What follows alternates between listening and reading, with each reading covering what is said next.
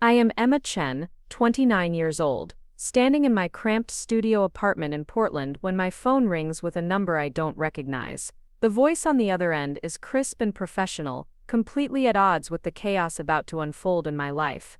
Chen, this is Rebecca Torres from Pacific Northwest Credit Union. I'm calling regarding your mortgage payment that's now 60 days overdue on the property at 1247 Maple Ridge Drive. My heart stops. I grip the phone tighter, certain there's been some mistake. I'm sorry, but I think you have the wrong person. I don't have a mortgage with your bank. I don't own any property. There's a pause, then the sound of papers shuffling. According to our records, you took out a $485,000 mortgage on this property 18 months ago. The loan is in your name, with your social security number and signature on all documents. My legs feel weak. Before I tell you what happened next and how my own family member nearly destroyed my financial future, tell us where you're tuning in from. And if this story touches you, make sure you're subscribed, because tomorrow I've saved something extra special for you. I sink onto my second-hand couch, staring at the stack of unpaid bills on my coffee table. 18 months ago, I was barely scraping together rent money for this tiny apartment. There has to be some mistake.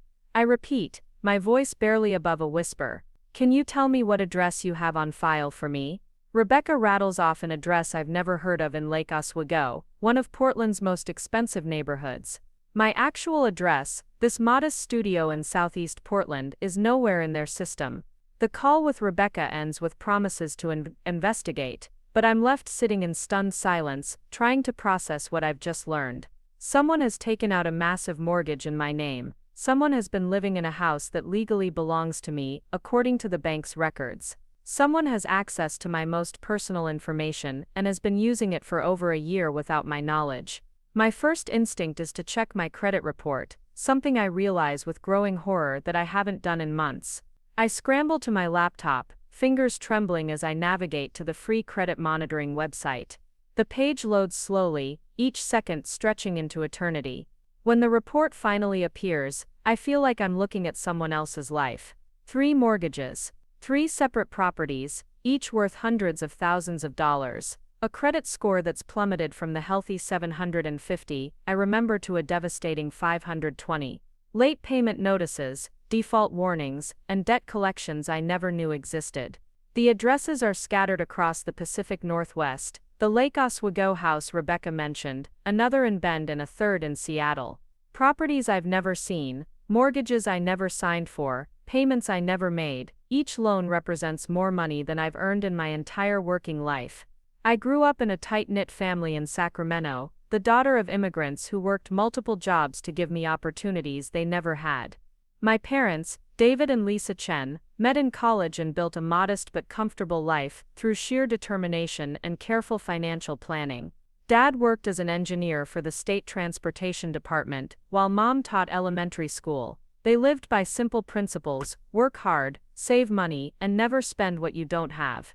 Every major purchase was discussed for weeks. Every financial decision weighed carefully against our family's long-term goals. They taught me the value of a dollar and the importance of building credit slowly and responsibly. When I turned 18, Dad sat me down with a stack of paperwork and helped me open my first bank account and apply for a student credit card with a $500 limit. Your credit score is like your reputation, he told me, his accent still thick after decades in America. It takes years to build and minutes to destroy. Protect it like your life depends on it, because in many ways it does. I took his advice seriously, perhaps too seriously. Throughout college at Portland State University, I used my credit card sparingly, paying off the full balance every month without fail. I worked part-time jobs to avoid taking on unnecessary debt, graduating with minimal student loans and a credit score that made my parents proud. My financial discipline became a source of identity for me, proof that I was responsible and trustworthy. After graduation, I found work as a marketing coordinator for a small nonprofit focused on environmental conservation. The salary wasn't impressive, barely enough to cover my basic expenses in Portland's increasingly expensive rental market, but the work felt meaningful. I was helping protect Oregon's natural spaces while building professional experience in digital marketing and grant writing. My colleagues were passionate, intelligent people who believed in making a difference rather than making money. It was exactly the kind of purposeful career my parents had encouraged me to pursue. The nonprofit world, however, came with financial realities that sometimes conflicted with my family's practical values. My salary was low enough that I qualified for programs designed to help recent graduates, and I often worked late nights and weekends without additional compensation. I shared a house with 3 roommates to keep rent affordable, drove a 15-year-old Honda Civic that required constant repairs, and lived paycheck to paycheck, despite my careful budgeting. Still, I was building something meaningful, slowly advancing in my career while maintaining the financial discipline my parents had instilled in me. 3 years ago, my life took an unexpected turn when I met Jake Morrison at a friend's birthday party. He was everything I wasn't: outgoing where I was reserved, spontaneous where I was planned, confident where I was cautious. Jake worked in real estate development, a world that seemed glamorous and exciting compared to my nonprofit environment. He drove a new BMW, wore expensive clothes, and talked casually about deals worth millions of dollars. Our relationship developed quickly, perhaps too quickly in retrospect. Jake had a way of making me feel special, like I was the most important person in the room. He would surprise me with expensive dinners at restaurants I could never afford, weekend trips to wine country, and gifts that made my modest lifestyle feel shabby by comparison. My friends were charmed by his generosity and apparent success. My parents, however, were more cautious. "He seems very nice," Mom said after meeting him for the first time, "but be careful about lifestyle inflation. It's easy to get caught up in someone else's spending habits and lose sight of your own values." Dad was more direct in his concerns. "Real estate can be very profitable, but it can also be very risky. Make sure you understand how he makes his money before you get too involved." Despite my parents' gentle warnings, I found myself drawn deeper into Jake's world. He introduced me to his friends, successful young professionals who treated money as an endless resource. We attended expensive social events, traveled to destinations I had only dreamed of visiting, and gradually, I began to see my own life through their eyes. My nonprofit job seemed small and insignificant compared to their corporate achievements. My careful financial habits felt restrictive rather than responsible. Jake was always generous, insisting on paying for everything, but I began to feel embarrassed by the disparity in our resources. When he suggested I move in with him after 6 months of dating, it seemed like a natural progression and a practical solution to my housing costs. His downtown loft was everything my shared house wasn't: spacious, modern, and located in Portland's trendy Pearl District. Moving in meant giving up my financial independence, but Jake assured me it was temporary. "You're brilliant," he would say, "you just need to think bigger. This nonprofit thing is holding you back. I can help you find something better, something that pays what you're worth." The transition to living together was smoother than I expected. Jake handled all the household expenses, from rent to utilities to groceries, waving away my attempts to contribute. "Focus on your career," he insisted. "When you're ready to make a real move, I'll be here to support you." For a while this arrangement worked well. I continued my work at the nonprofit while exploring other career opportunities, attending networking events Jake arranged and meeting with contacts in his professional circle. He seemed genuinely interested in helping me advance, though his definition of advancement always involved leaving the nonprofit sector entirely. "You're wasting your talents on tree-hugger organizations," he would say with affectionate exasperation. "Corporate marketing pays 3 times what you're making, and the work is just as meaningful." I began to consider his perspective, particularly as my frustrations with nonprofit funding and bureaucracy grew. Maybe he was right. Maybe I was limiting myself by staying in a sector that undervalued its employees. The seed of doubt he planted grew slowly but steadily, nurtured by every financial stress and professional disappointment I encountered. After 18 months of living together, Jake proposed during a weekend trip to Cannon Beach. The ring was beautiful, expensive, and completely unexpected. I said yes, caught up in the romance of the moment and the security his love seemed to offer. We set a date for the following spring and began planning a wedding that felt far more elaborate than anything I had envisioned for myself. Jake insisted on handling most of the arrangements, arguing that his experience with vendors and event planning made him better suited for the logistics. I focused on my work and gradually adjusted to the idea of becoming Mrs. Morrison. The engagement period was happy but strange. I felt like I was living someone else's life, attending tastings at expensive venues, shopping for a dress that cost more than my monthly salary, and planning a honeymoon in Europe that Jake assured me we could afford. My parents offered to contribute what they could, but their modest savings seemed insignificant compared to Jake's enthusiastic spending. "We want you to have the wedding you deserve," Dad said, though I could see the worry in his eyes as costs escalated beyond anything our family had ever contemplated. Meanwhile, my relationship with my own identity began to shift. I found myself deferring to Jake's opinions more often, trusting his judgment about financial decisions and career moves. When he suggested I quit the nonprofit to focus on wedding planning and job searching, it seemed reasonable. The organization was going through budget cuts anyway, and I had been feeling burned out for months. Jake's income was more than sufficient to support both of us, and the break would give me time to explore new directions. I gave my notice with mixed feelings, grateful for the opportunity to step back, but worried about losing the professional identity I had worked so hard to build. The months leading up to our wedding were filled with excitement and underlying tension. I threw myself into planning mode, coordinating with vendors, managing guest lists, and handling the countless details that go into creating a perfect day. Jake was supportive but increasingly busy with work, traveling frequently for development projects that he described in vague terms. Preparing and narrating this story took us a lot of time, so if you are enjoying it, subscribe to our channel. It means a lot to us. Now back to the story. "Big deals," he would say when I asked for specifics. "Lots of moving parts, but very profitable when they come together." I trusted him implicitly, grateful that he was working so hard to secure our financial future. The wedding itself was everything we had planned and more. Held at a beautiful vineyard in the Willamette Valley, it brought together friends and family from both sides for a celebration that felt truly magical. My parents, despite their financial concerns, were proud and happy. Jake's family, including his sister Michelle and her husband Ryan, welcomed me warmly into their circle. Ryan Hendricks, my new brother-in-law, was particularly charming, sharing Jake's confidence and success in real estate. He worked as a mortgage broker, specializing in investment properties and complex financing arrangements. "We're lucky to have another smart woman in the family," he told me during the reception, raising his glass in a toast. "Jake tells me you're thinking about getting into real estate yourself. I'd be happy to show you the ropes."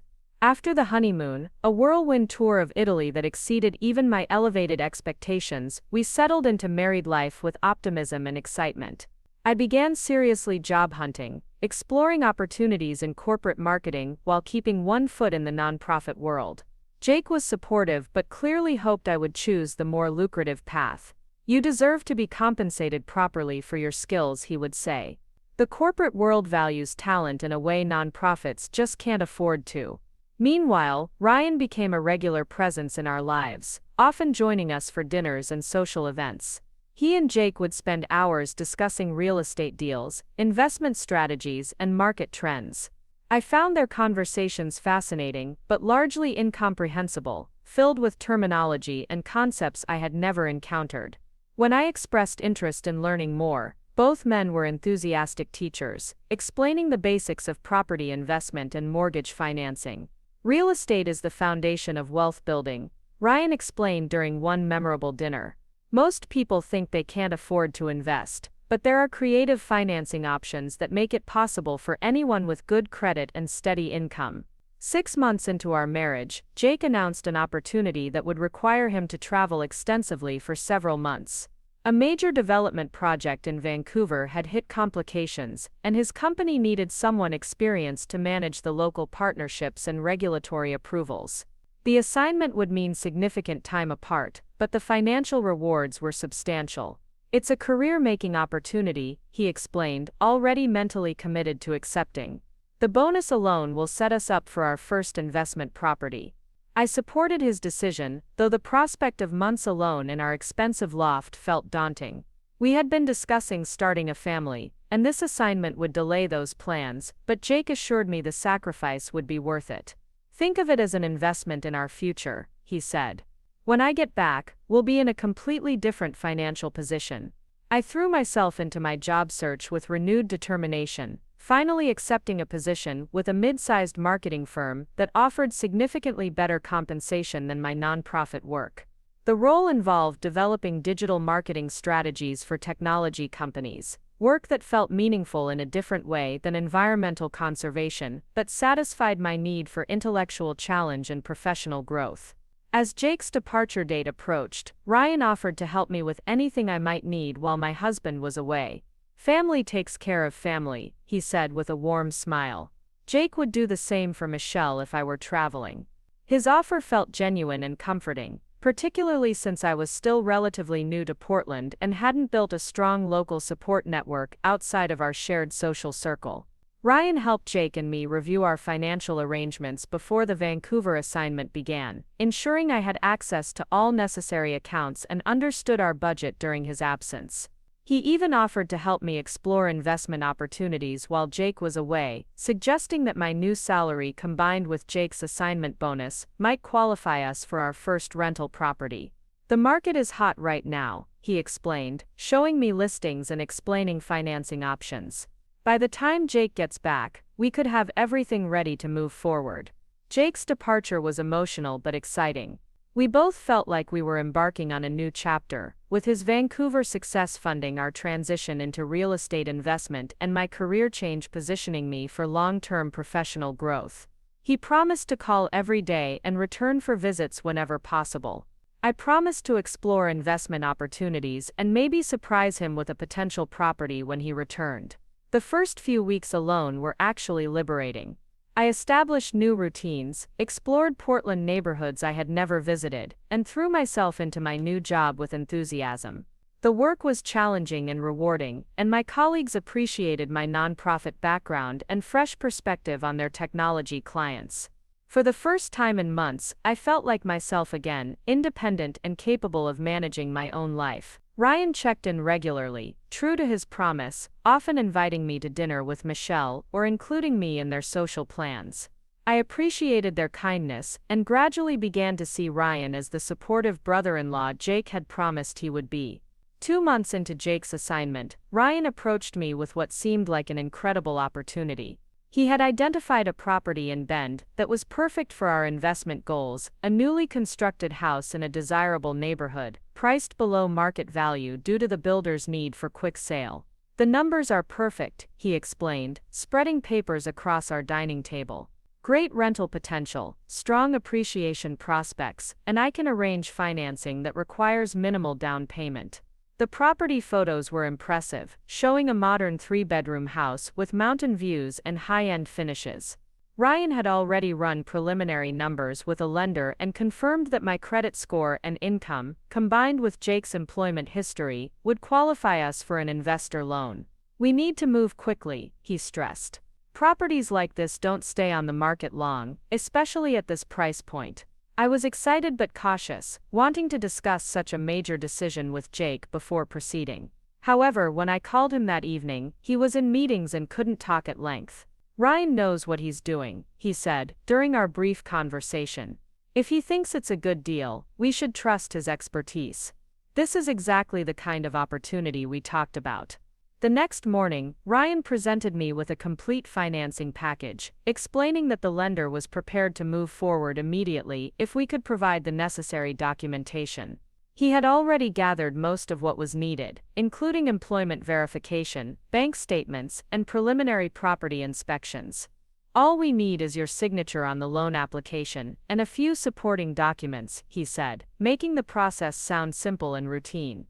I reviewed the paperwork carefully, noting that the loan amount was higher than I expected, but trusting Ryan's explanation that investor loans typically required different terms than primary residence mortgages.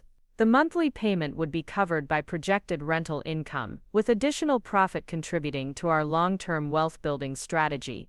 Everything seemed logical and well-planned, the kind of strategic financial move Jake and I had discussed extensively. I signed the documents that afternoon, feeling proud of taking initiative while Jake was away and excited to surprise him with our first investment property. The closing process moved surprisingly quickly, with Ryan handling most of the logistics and keeping me informed of each step. Within 3 weeks, we officially owned a rental property in Bend, complete with a management company already lined up to handle tenant placement and ongoing maintenance. Ryan arranged for professional photography and listing services, and within days, we had our first tenant applications. "You're a natural at this," he told me, as we reviewed potential renters. "Jake is going to be so impressed when he sees what you've accomplished." The first few months of property ownership went smoothly. Rent payments arrived on schedule, deposited directly into the investment account Ryan had helped me establish. The management company handled tenant communications and minor maintenance issues, making ownership feel almost passive. I spoke with Jake about the investment during our regular calls, and he was appropriately impressed and supportive, already talking about expanding our portfolio when he returned. Encouraged by this success, Ryan approached me with a second opportunity just as Jake's Vancouver assignment was extended for an additional 3 months. This property was in Lake Oswego, a more expensive market but with correspondingly higher rental income and appreciation potential. "We're building momentum," Ryan explained, showing me financial projections that demonstrated how multiple properties would accelerate our wealth accumulation. "The equity from the Bend house can help finance this one, and the combined rental income will qualify us for even better investment opportunities." The Lake Oswego property was significantly more expensive, requiring a larger loan and higher monthly payments, but Ryan's financial models showed strong profitability within 2 years. His confidence was infectious, and I found myself trusting his expertise completely. Jake was enthusiastic when I described the opportunity, encouraging me to move forward if the numbers made sense. "You're becoming quite the real estate mogul," he joked during one of our calls. "I might have to worry about you replacing me as the family breadwinner." The second closing was even smoother than the first, with Ryan's lending contacts expediting the approval process and waiving several standard requirements. I signed the documents with growing confidence, feeling like I was finally understanding the investment strategies that had seemed so mysterious just months earlier. The Lake Oswego property was beautiful, a newly renovated house in an established neighborhood with excellent schools and amenities. We found tenants immediately, a young professional couple willing to pay premium rent for the location and condition. With 2 successful investments under management, I began to feel like Jake and I were building the financial foundation we had discussed throughout our relationship. Ryan suggested that our success positioned us for an even more ambitious third property, possibly in Seattle, where his connections could provide access to off-market opportunities. This pattern continued for several more months, with Ryan presenting opportunities and me making decisions with Jake's long-distance approval. Our real estate portfolio grew to include properties in multiple markets, each supposedly generating rental income and building equity. The paperwork became routine, with Ryan handling most details and presenting me with summary documents for signature. I trusted him completely, grateful for his expertise and family connection. Meanwhile, my new job was going well, providing steady income and professional satisfaction that made the real estate investments feel like profitable bonuses, rather than necessary income sources. Everything seemed to be falling into place exactly as Jake and I had hoped when we first discussed our financial goals. As Jake's Vancouver assignment neared its end, I looked forward to surprising him with the portfolio we had built during his absence. 5 properties across 3 states, each with tenants and positive cash flow, representing exactly the kind of wealth-building strategy we had dreamed about. Ryan assured me that the numbers were strong and that Jake would be impressed by my initiative and success. I began planning a special dinner to present him with a complete overview of our investments when he returned, imagining his pride and excitement as he realized how much our financial situation had improved. The future felt bright and secure, built on a foundation of smart investments and family support that seemed too good to be true. As it turned out, that last assessment was more accurate than I could have possibly imagined. Jake's homecoming dinner was supposed to be a celebration. I had spent days preparing his favorite meal and organizing all the real estate documents into a presentation that would showcase our new investment portfolio. The dining room table was covered with property photos, financial statements, and rental agreements that represented months of strategic decisions made in his absence. I couldn't wait to see his face when he realized how much our financial situation had improved through careful planning and Ryan's expert guidance. When Jake walked through the door after 4 months away, he looked tired but successful. The Vancouver project had been challenging but profitable, and he was eager to reconnect and hear about everything that had happened while he was gone. After we caught up on personal news and shared stories from our time apart, I led him to the dining room with barely contained excitement. "I have a surprise for you," I said, gesturing toward the carefully arranged documents. "Remember how we talked about building a real estate portfolio? Well, we're not just talking anymore." Jake's expression shifted from curiosity to confusion as he examined the papers spread across the table. He picked up deed copies and mortgage statements, his brow furrowing as he processed what he was seeing. "Emma, what is all this? These properties, I don't understand. We never discussed buying anything while I was away." His reaction wasn't the excitement I had anticipated, and my confidence began to waver. I explained the opportunities Ryan had presented, the favorable financing terms we had secured, and the positive cash flow each property was generating. Ryan handled all the complex details, I assured him. He said you would be impressed by how much we accomplished. The confusion in Jake's eyes deepened into something that looked like alarm. "Emma, I never told Ryan to help you buy properties.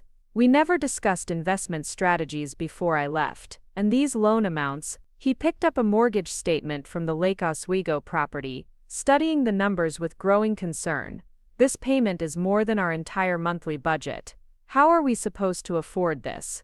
I explained the rental income calculations Ryan had shown me, the projected cash flow that would cover all expenses while building equity. But as I spoke, I realized I hadn't seen actual rental deposits in any of our regular bank accounts. Ryan had mentioned setting up separate investment accounts for property management, but now Jake's questions made me wonder if I had been as informed as I thought. Jake spent the next hour going through every document, making notes and asking questions I couldn't answer. Where were the rental income deposits? Who were the actual tenants in each property? What property management companies were handling day-to-day operations? How had we qualified for such large loans given our actual income levels? The more he questioned, the more I realized how much I had trusted Ryan's expertise without verifying details myself. "I need to talk to Ryan immediately," Jake said, his voice tight with barely controlled tension. "Something about this doesn't feel right." When Jake called Ryan that evening, the conversation was brief and strained. Ryan seemed surprised by Jake's concerns, explaining that everything had been handled professionally and legally. He offered to meet the next day to review all documentation and address any questions. "Emma was very responsible throughout the process," Ryan assured Jake. "She asked good questions and made smart decisions. You should be proud of what she accomplished." But Jake's expression remained troubled. As he ended the call, "We're going to Ryan's office tomorrow," he told me. "I want to see every piece of paperwork and understand exactly what we've gotten ourselves into." The meeting at Ryan's office was uncomfortable from the moment we arrived. Ryan seemed defensive, spreading out files and explaining procedures with the patience of someone addressing unreasonable concerns. He walked us through each property purchase, highlighting the favorable terms and positive projections he had presented. When Jake asked about rental income, Ryan produced bank statements for accounts I had never seen, showing regular deposits that matched the projected cash flow. "Everything is exactly as we discussed," Ryan insisted. Emma understood the investment strategy and made informed decisions. But Jake wasn't satisfied. He requested contact information for the property management companies, copies of actual lease agreements, and detailed financial statements for each investment account. Ryan hesitated before providing some of this information, claiming that certain documents were maintained by third-party services or required advance notice to access. "You're treating this like an audit instead of a family discussion," Ryan said with forced lightheartedness. "Emma and I worked hard to build something impressive while you were away. Maybe a little gratitude would be more appropriate than suspicion." Jake's response was measured but firm. "I appreciate that you helped Emma explore real estate opportunities. But these are major financial commitments that affect our entire future. I need to understand every detail before I can feel comfortable with what's been done." The tension in the room was palpable as Ryan reluctantly agreed to provide additional documentation within a few days. As we left his office, I felt caught between my husband's concerns and my brother-in-law's obvious frustration with Jake's reaction. Over the next week, Jake took charge of investigating our real estate portfolio, with the methodical approach he brought to his development projects. He contacted the property management companies listed on our documents, only to discover that most of them had no record of our properties or rental arrangements. The bank statements Ryan had shown us displayed account numbers that didn't match any accounts in our names. Phone calls to the addresses listed as our rental properties yielded confusing responses from people who seemed unaware that their homes were supposedly part of our investment portfolio. The more Jake investigated, the more inconsistencies he uncovered. Property tax records showed different owners than what our deed copies indicated. Mortgage payments were supposedly being made from accounts we couldn't access. Rental income was allegedly being deposited into investment accounts that appeared to exist only on paper. Each discovery added to Jake's growing suspicion that something was fundamentally wrong with our real estate portfolio. "Emma," he said after a particularly frustrating day of phone calls and dead ends, "I don't think we actually own any of these properties." His conclusion seemed impossible. I had signed loan documents, received deed copies, and reviewed financial statements showing positive cash flow. Ryan had walked me through every step of each purchase, explaining procedures and celebrating our success. How could none of it be real? But as Jake shared his findings, showing me discrepancies between our documents and official records, I began to understand that I had been deceived in ways I couldn't have imagined. The properties existed, the mortgages were real, but we weren't the beneficiaries of either the investments or the rental income. When Jake confronted Ryan with his discoveries, the meeting was explosive. Ryan initially tried to explain away the inconsistencies as administrative errors or temporary processing delays. But faced with Jake's detailed evidence, his explanations became increasingly defensive and contradictory. Finally, Jake asked the direct question that cut through all the confusion. "Ryan, are Emma and I actually the legal owners of these properties? Or have you been using our identities to secure loans for investments that benefit someone else?" The silence that followed was answer enough. Ryan's composure cracked, revealing a desperation I had never seen before. "It's not what you think," he said, his voice breaking slightly. "The investments are real, and everyone benefits. Emma's credit helped secure financing that wouldn't have been possible otherwise. But the properties are building value and generating income. It's just structured differently than traditional ownership." Jake's face went white as the full scope of Ryan's deception became clear. "You used Emma's identity to commit mortgage fraud. You've destroyed her credit and put her at legal risk for your benefit." Ryan's attempts to justify his actions revealed a complex scheme involving multiple properties and falsified documents. He had used my excellent credit score and legitimate income to qualify for loans he couldn't obtain himself, presumably due to his own financial problems or previous credit issues. The properties were purchased in elaborate arrangements that gave me legal liability for the mortgages while directing ownership benefits and rental income to accounts he controlled. My signatures on loan documents were real, but I had been misled about the true nature of what I was signing. The revelation that my brother-in-law had systematically exploited my trust and destroyed my financial reputation was devastating. But even worse was realizing how my own actions had enabled the fraud. I had signed documents without fully understanding their implications, trusted family relationships over independent verification, and made major financial decisions based on incomplete information. My pride in becoming a savvy real estate investor had blinded me to warning signs that should have prompted more careful investigation. Jake immediately contacted a criminal defense attorney who specialized in identity theft and financial fraud. The attorney, Patricia Williams, reviewed our documentation with the grim efficiency of someone who had seen similar cases before. "This is sophisticated identity theft involving multiple felonies," she explained during our initial consultation. "Your brother-in-law has used Emma's credit and income to secure hundreds of thousands of dollars in fraudulent loans. The legal and financial consequences could follow you for years unless we take immediate action."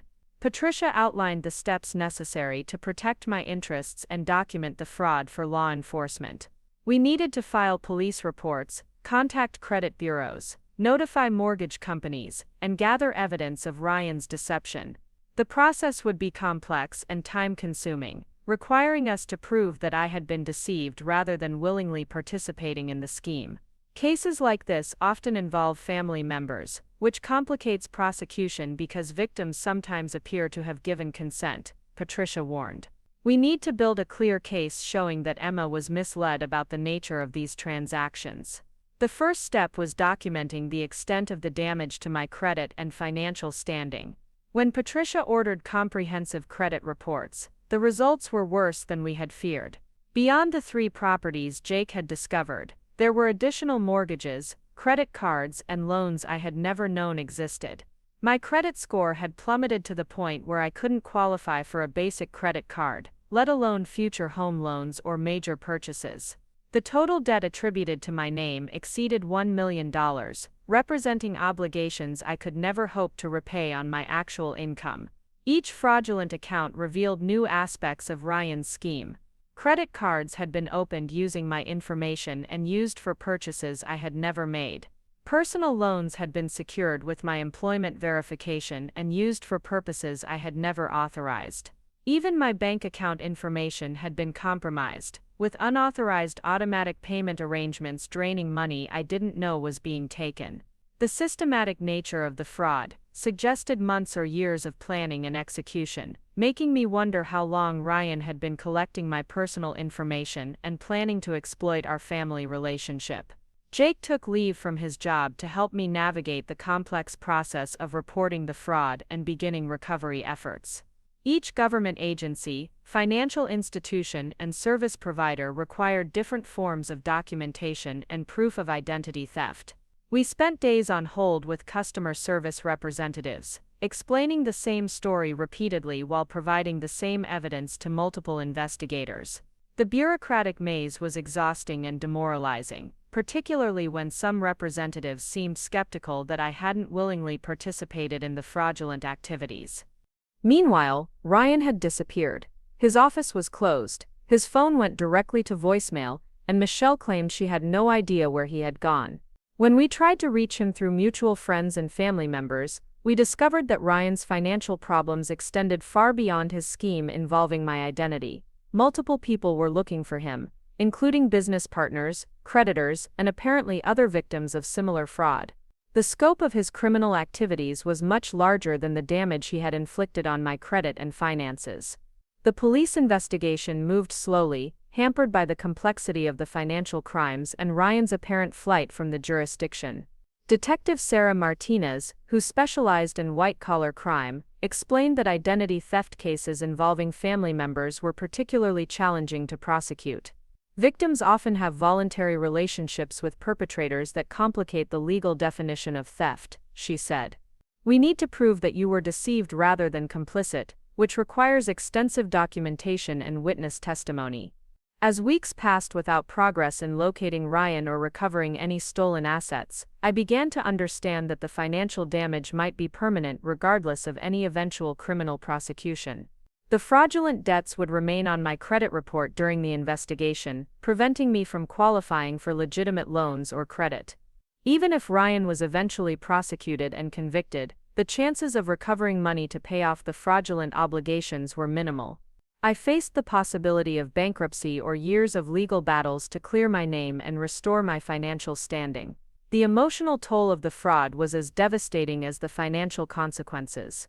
I had lost trust in my own judgment, wondering how I could have been so naive about Ryan's motives and methods. My relationship with Jake was strained by the stress of dealing with constant crises and legal complications. Even simple activities like grocery shopping became reminders of our compromised finances and uncertain future. The identity I had built as a responsible, financially disciplined person felt completely shattered. Michelle's reaction to learning about her husband's crimes added another layer of complexity to our family dynamics. She claimed complete ignorance of Ryan's fraudulent activities, expressing shock and betrayal that matched my own feelings. But she also seemed to blame me for trusting Ryan too readily and enabling his access to my personal information. "You should have been more careful," she said during one particularly painful conversation. "Family or not, you don't sign financial documents without understanding what they mean." Her criticism stung because it echoed my own self-recrimination about the choices that had made the fraud possible. Jake's support was unwavering, but I could see the strain our situation was placing on our marriage.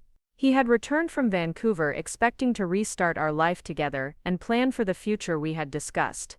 Instead, he found himself married to someone whose identity had been stolen and whose financial reputation was destroyed. We couldn't qualify for a mortgage to buy our own home, couldn't make major purchases, and faced years of legal and financial uncertainty. The dreams we had shared about building wealth through real estate investment had become a nightmare of debt and legal liability. The investigation revealed additional victims of Ryan's schemes, other individuals whose identities he had exploited for financial gain. Meeting some of these victims through support groups organized by law enforcement provided some comfort but also highlighted the devastating scope of Ryan's criminal activities. Each person had a similar story of trust betrayed and financial security destroyed by someone they had considered family or friend. The common thread was Ryan's ability to identify people with good credit and legitimate income who could be manipulated into providing access to their financial identity.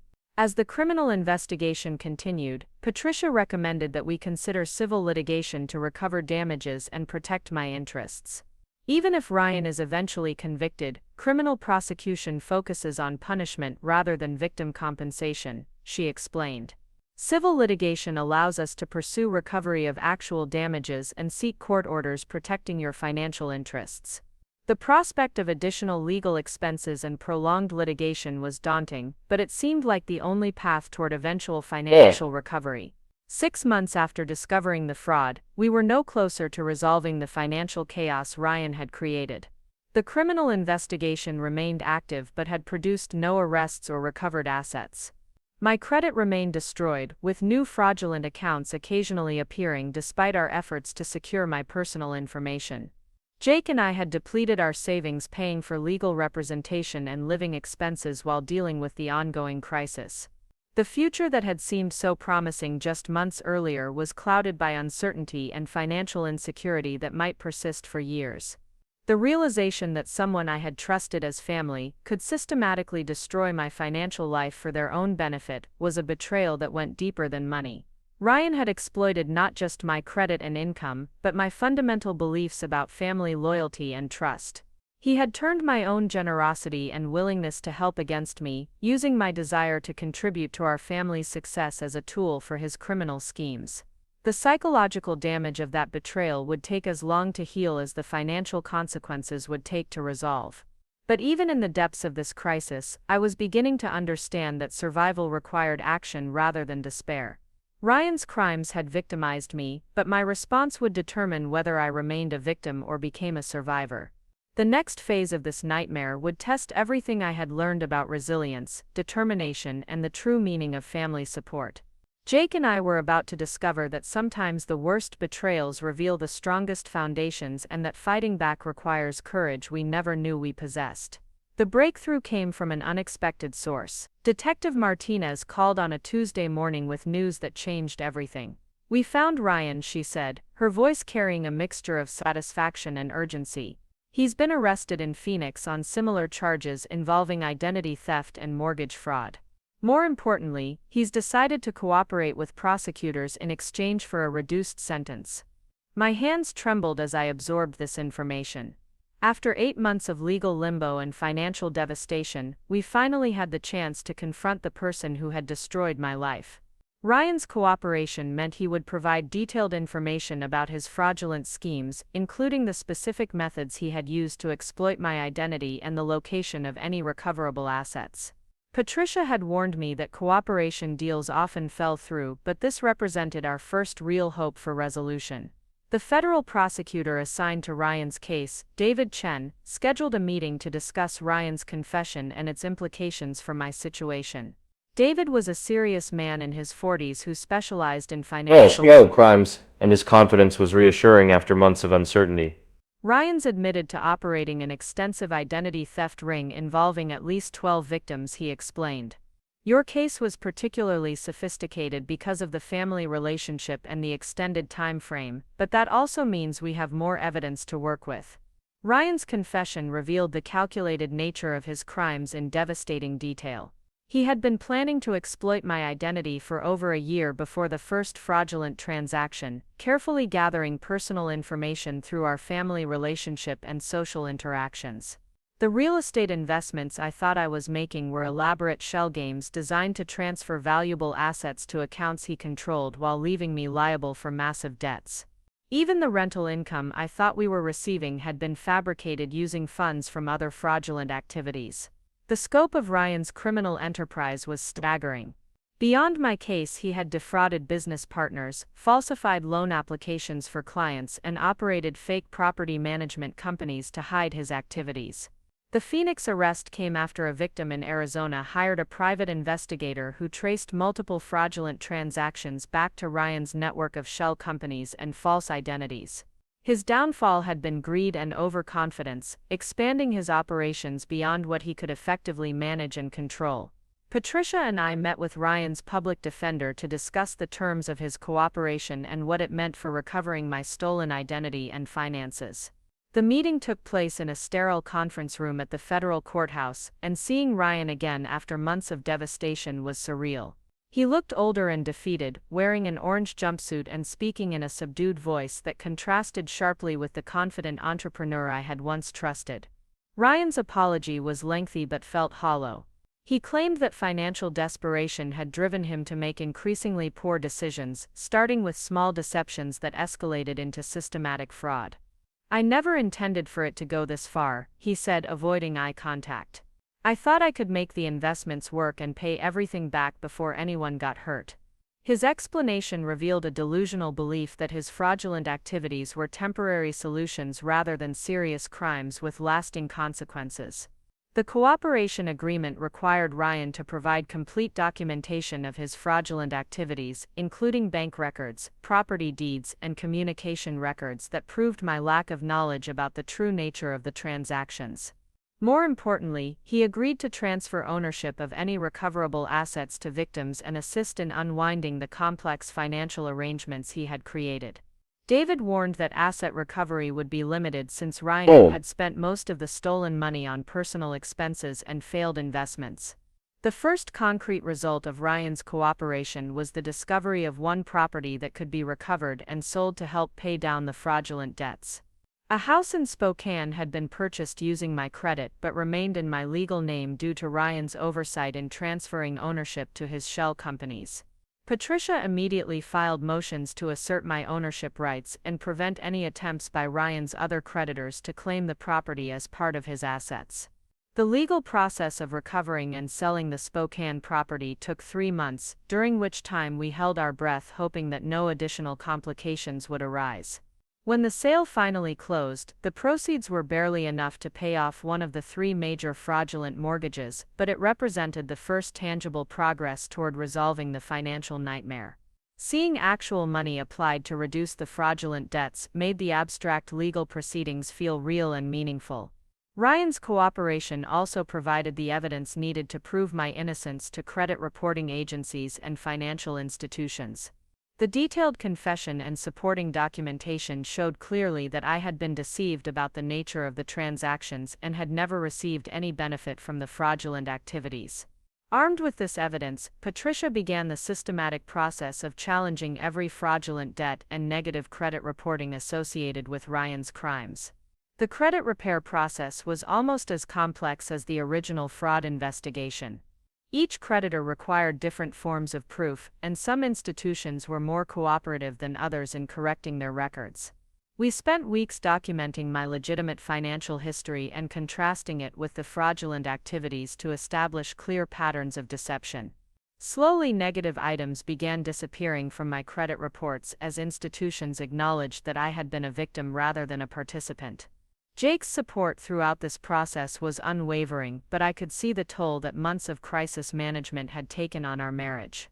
We had postponed every major life decision while dealing with the legal and financial chaos, putting our dreams of home ownership and starting a family on hold indefinitely.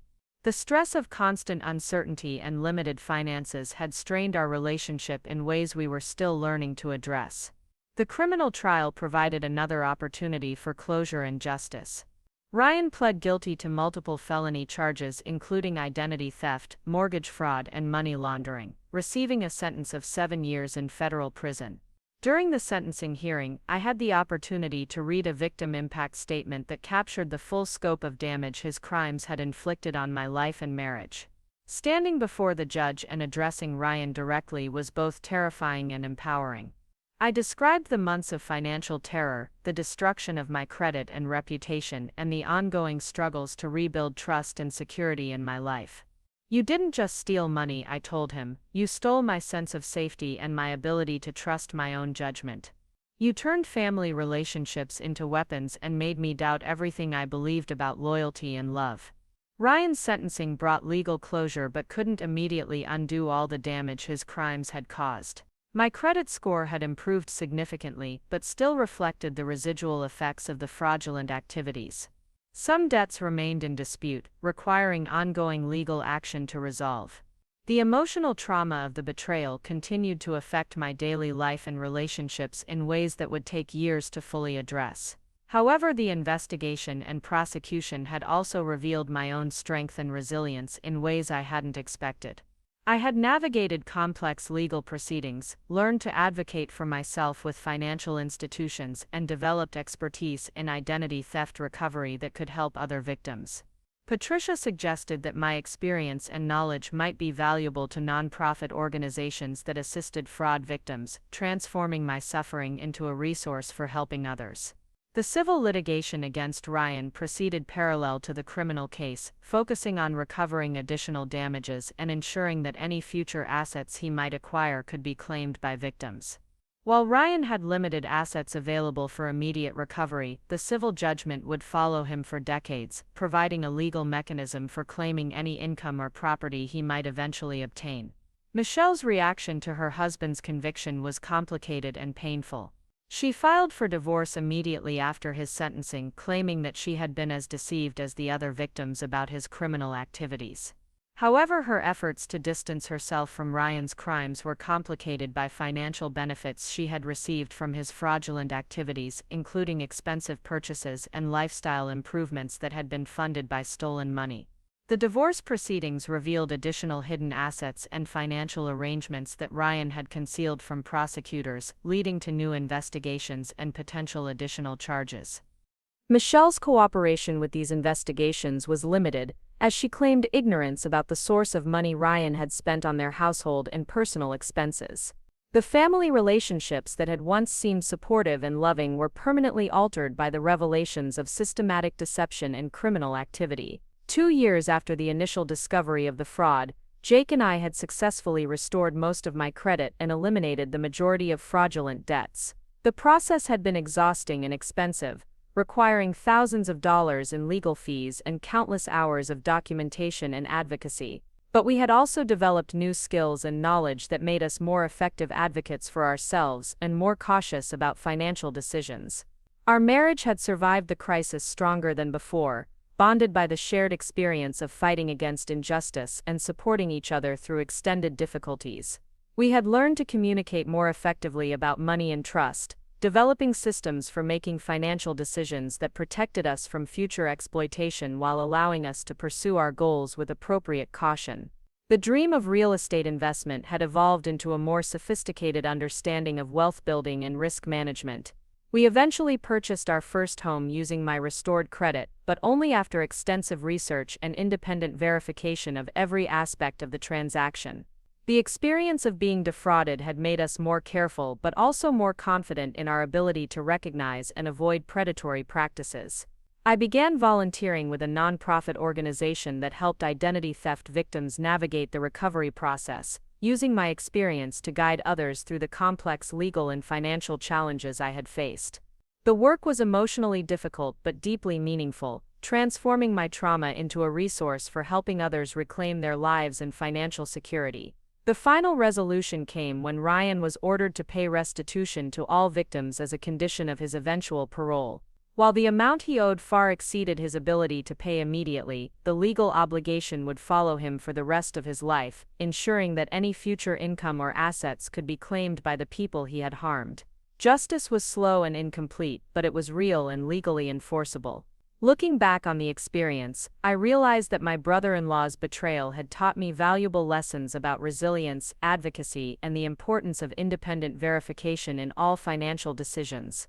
The trauma had been devastating, but the recovery process had revealed strengths and capabilities I hadn't known I possessed. I had learned to fight for myself and others, to navigate complex legal systems, and to rebuild trust while maintaining appropriate caution. The person who emerged from this experience was fundamentally different from the naive woman who had trusted family relationships without question and signed documents without fully understanding their implications. I had become an advocate, a survivor, and eventually a resource for others facing similar challenges. Ryan's crimes had destroyed my financial life temporarily, but my response had built something stronger and more valuable than what he had taken away. 5 years have passed since that devastating phone call from Pacific Northwest Credit Union changed my life forever. Today I'm standing in a different conference room, but this time I'm not the victim seeking help. I'm the expert witness testifying before a congressional subcommittee about identity theft protection and the gaps in our financial system that allowed my brother-in-law to devastate multiple families with sophisticated fraud schemes. The journey from victim to advocate wasn't linear or easy. There were setbacks that made me question whether I had the strength to keep fighting, victories that felt hollow because they couldn't undo all the damage, and moments of profound doubt about my ability to help anyone when I couldn't even protect myself. But each challenge taught me something valuable about resilience, justice, and the power of turning personal tragedy into meaningful change for others. The nonprofit work I began during my recovery evolved into something much larger than I had initially imagined. What started as volunteer counseling for identity theft victims grew into a comprehensive advocacy organization that I now direct. The Emma Chen Foundation for Financial Security helps victims navigate the complex recovery process while pushing for systemic changes that could prevent future crimes. We've assisted over 3,000 families in recovering from identity theft, lobbied for stronger consumer protection laws, and developed educational programs that teach people how to protect themselves from financial predators. My expertise didn't come from academic study or professional training. It came from living through every aspect of identity theft recovery, making every possible mistake, learning from failure, and eventually mastering systems that most people never need to understand. The knowledge I gained fighting for my own financial survival became the foundation for helping others reclaim their lives from criminals who exploit trust and family relationships for personal gain. Jake and I eventually bought our dream home, but not the one we had originally imagined. Instead of the luxury property we thought we wanted when Ryan was presenting his fraudulent investment opportunities, we chose a modest house in a neighborhood where we could afford the payments comfortably while still contributing to causes we cared about. The experience of having our financial security destroyed taught us to value stability over status, genuine wealth over impressive appearances. Our marriage emerged from the crisis fundamentally stronger but also fundamentally different. We had learned to communicate about money with complete transparency, to make major decisions only after independent verification and careful consideration, and to support each other through extended difficulties without blame or resentment. The trust that Ryan's betrayal had damaged wasn't just restored but rebuilt on more solid foundations that could withstand future challenges. We started our family 3 years after the criminal trial ended, when my credit was fully restored and our financial situation was secure enough to handle the expenses and responsibilities of parenthood. Our daughter Sarah is now 18 months old, and watching her discover the world reminds me daily why the fight for justice and protection matters. I want her to grow up in a society where family relationships aren't weapons for exploitation and where victims have real recourse when crimes destroy their financial lives. The legislative advocacy work has been both rewarding and frustrating. We've succeeded in passing laws that require better identity verification for major financial transactions, mandate clearer disclosure of terms in complex loan agreements, and provide stronger protections for victims during the recovery process.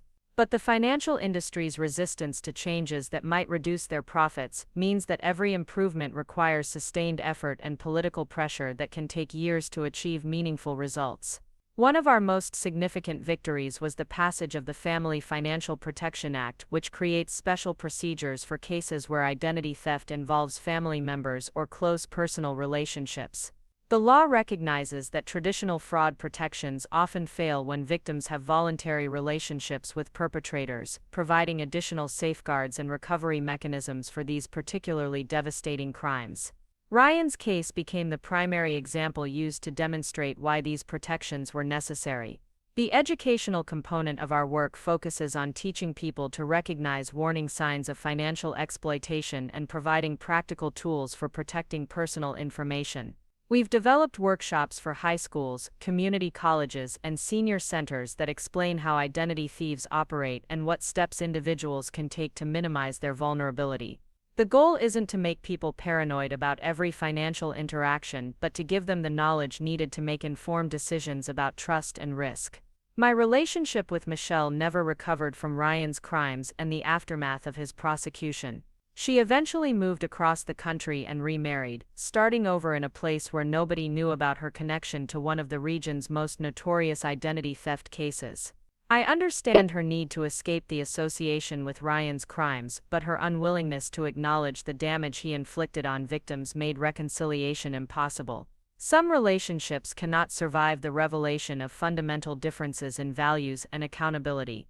Ryan himself was released from federal prison after serving 5 years of his 7-year sentence, but his legal obligations to victims continue. The restitution order follows him indefinitely, and our foundation monitors his financial activities to ensure that any assets or income he acquires are properly applied to victim compensation. He works in food service now, living in supervised housing and earning barely enough to cover basic expenses and his restitution payments. His privileged lifestyle and real estate empire are permanently destroyed. The psychological healing took longer than the financial recovery and required professional help that I initially resisted seeking. Therapy helped me understand that my trust in Ryan hadn't been naive or foolish, but rather a normal response to family relationships that he had systematically exploited. Learning to distinguish between appropriate caution and paralyzing fear allowed me to rebuild confidence in my judgment while maintaining realistic awareness of potential risks. One unexpected outcome of our advocacy work has been connecting with other victims of sophisticated financial crimes who have become powerful voices for reform and justice. We've built a network of survivors who understand the unique challenges of recovering from identity theft and can provide peer support that professionals, however well-intentioned, cannot match. This community has become a source of friendship and strength that extends far beyond our shared experience of victimization. The Emma Chen Foundation now employs 12 people and operates with an annual budget of over $2 million, funded through grants, donations, and speaking fees from my presentations about identity theft prevention and recovery. We've opened satellite offices in 3 states and provide training for law enforcement agencies, financial institutions, and victim services organizations. The work that began as my personal fight for justice has grown into a movement that affects policy and practice across the financial services industry. Jake has developed his own expertise in financial crime prevention through his work with our foundation and his continued career in real estate development. He now serves on the advisory board of a major credit monitoring company and speaks frequently about the construction industry's vulnerability to identity theft and fraud. His perspective as both a victim's spouse and a professional in a targeted industry provides unique insights that help businesses protect themselves and their customers from financial predators. We've learned that recovery from identity theft isn't just about restoring credit scores and eliminating fraudulent debts. It's about rebuilding confidence in institutions that failed to protect us, developing new skills for navigating complex financial systems, and finding meaning in experiences that initially seemed purely destructive. The person I am today is stronger and more capable than the person I was before Ryan's crimes, not because suffering automatically creates growth, but because I chose to transform trauma into expertise and pain into purpose. The Foundation's research division has documented patterns in identity theft cases that reveal systemic vulnerabilities in our financial infrastructure. Banks often prioritize transaction speed over security verification, credit reporting agencies frequently fail to investigate disputed items thoroughly, and law enforcement agencies lack the resources and expertise needed to prosecute complex financial crimes effectively. Our reports and recommendations influence policy decisions at state and federal levels, contributing to gradual improvements in consumer protection. Education remains our most important long-term strategy for preventing identity theft. We've developed curricula for schools that teach students about financial literacy, digital privacy, and recognition of exploitation tactics. Young people who understand how identity thieves operate and what steps they can take to protect themselves are less likely to become victims and more likely to recognize when friends or family members are being targeted. Prevention is always more effective and less costly than recovery. My testimony before Congress focused on the need for stronger penalties for identity theft involving family relationships and better support systems for victims during the recovery process. Lawmakers were particularly interested in Ryan's case because it demonstrated how traditional fraud protections fail when victims have ongoing relationships with perpetrators. The hearing resulted in new legislation that provides additional resources for investigating and prosecuting these crimes while expanding victim services and compensation programs. The speaking engagements that fund much of our foundation's work have taken me across the country to address conferences, corporate meetings, and community groups about identity theft prevention and recovery. Each presentation includes Ryan's story as an example of how sophisticated criminals exploit family relationships and the importance of independent verification for all major financial decisions. The audiences range from financial professionals to senior citizens, but the message remains consistent: trust without verification creates vulnerability that criminals will exploit. Looking back on the 5 years since discovering Ryan's betrayal, I'm struck by how completely my life has changed direction. The career in nonprofit marketing that I thought would define my professional identity was replaced by work I never could have imagined needing to do. The financial security that Jake and I were building through traditional means was destroyed and then rebuilt through advocacy and education rather than investment returns. The family relationships that once seemed stable and supportive were revealed to be sources of vulnerability that required careful management. But the most significant change has been in my understanding of what real security means. Financial security isn't just about credit scores and bank balances, though those things matter enormously when they're threatened. Real security comes from knowledge, skills, relationships built on genuine trust, and the confidence that comes from surviving challenges that initially seemed insurmountable. Ryan's crimes took away my financial security temporarily, but the recovery process gave me something more valuable and lasting. The foundation continues to grow and evolve as we learn more about effective approaches to identity theft prevention and victim advocacy. We're developing new programs focused on protecting elderly individuals who are increasingly targeted by sophisticated scams, working with immigrant communities who face language and cultural barriers in reporting financial crimes, and collaborating with technology companies to improve security features in financial applications and websites. Sarah will grow up in a world where identity theft is more common, but also where victims have better resources for recovery and communities have better tools for prevention. The work that began with my personal nightmare has contributed to systemic changes that protect millions of people from financial predators. She'll learn about online safety and financial literacy from an early age, not because we want to make her fearful, but because we want to give her the knowledge needed to navigate an increasingly complex financial landscape safely.